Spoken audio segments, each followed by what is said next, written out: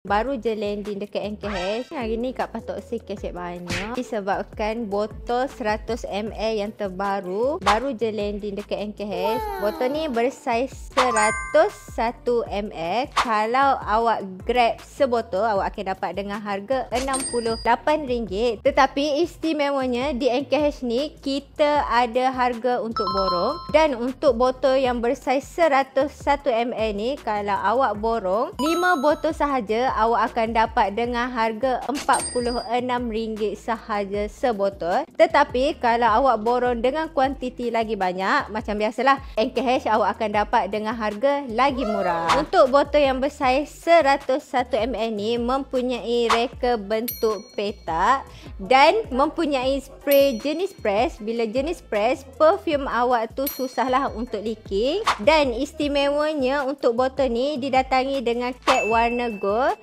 dan sangat unik. Kalau awak tengok ni, dia berbentuk bunga.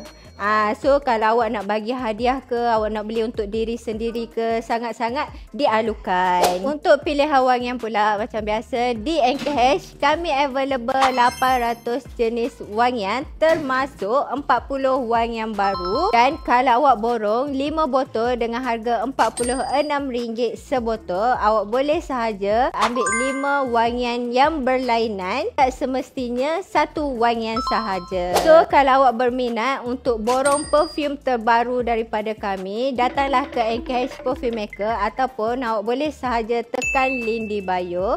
If video Kak Apah lalu dekat awak punya FYP, jangan lupa untuk repost dan juga share banyak-banyak dekat kenalan yang lain yang tengah mencari perfume secara borong. Ingat tahu, Kak Apah tunggu sangat-sangat. Awak mari, awak lambat, awak rugi.